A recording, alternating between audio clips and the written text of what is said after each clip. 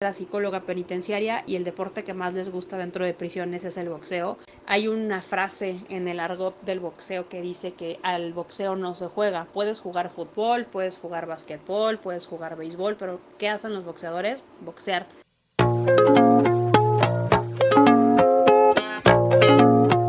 Tengo una maestría en psicología del deporte y la actividad física y un diplomado en psicología del deporte. Soy egresada de la UNAM y la maestría la estoy haciendo, ya casi la termino, es en la escuela que se llama CEDEFIS. Es una escuela exclusivamente para cuestiones del deporte, o sea, licenciaturas, maestrías, doctorados deportivos. Y el diplomado lo hice en el Colegio Nacional de Entrenadores en el año 2020.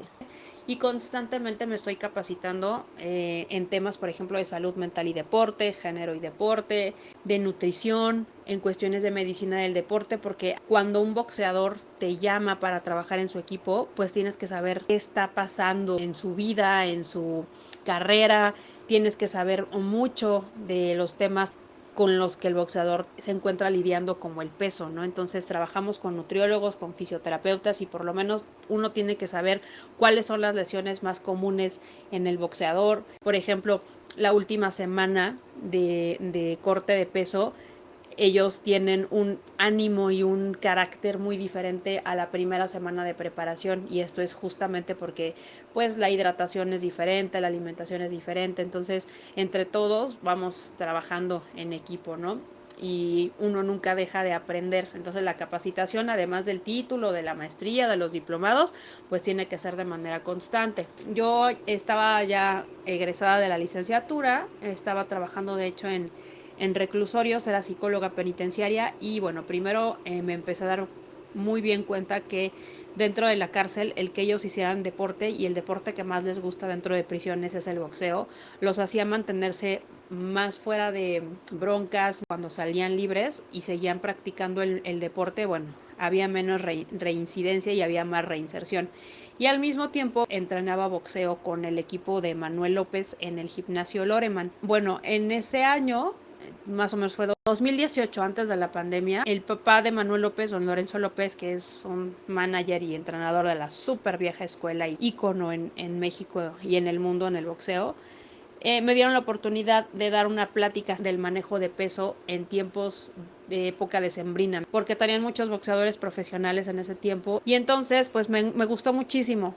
Y Manuel me dijo, ¿por qué no te dedicas como a dar esto pues a todos los boxeadores, ¿no? Porque finalmente ellos tienen poco abordaje de salud mental en cuestión de peso, tienen mucha desinformación, y a raíz de ahí pues ya tomé como la decisión de renunciar a las cárceles y me dediqué por completo a la psicología del deporte. Si hay algún deporte que llame más mi atención a la hora de ejercer mi profesión, pues justamente son los deportes de combate, entre ellos el boxeo, que llaman mucho mi atención porque requieren a un atleta con una mentalidad, además de un físico, muy fuertes. Ahora se habla un poco más de salud mental en el deporte. Esto me ha hecho avanzar muchísimo y ha hecho que nosotros, los psicólogos del deporte, podamos difundir que nuestra labor dentro de un equipo, el que sea y del deporte que sea, es imprescindible. Antes era como un castigo, ¿no? Híjoles, tienes mal rendimiento, luego ve con el psicólogo del deporte o con la psicóloga, y era como este mal manejo, ¿no? O sea, quiere decir que estás mal, que eres un problema o que tienes algún conflicto que resolver. Ahora ya los atletas se están dando cuenta que la preparación mental es a la par de la preparación física, súper buena aliada a la hora de las competencias.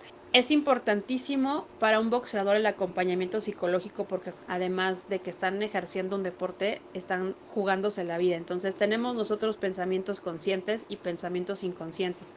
Y esos pensamientos inconscientes que tienen ellos es, de cierta manera, miedo a que les pase algo, miedo a tener un mal golpe, a quedar con algún daño neurológico o de plano a morirse, porque ellos están conscientes de alguna manera o de manera parcial de que corren este riesgo. Entonces es importantísimo primero para que ellos se sientan apoyados, para que ellos sientan un respaldo y que tengan un espacio donde puedan aprender a canalizar y a gestionar sus emociones. Mira, el boxeo podría pensar que es violento, pero es todo lo contrario.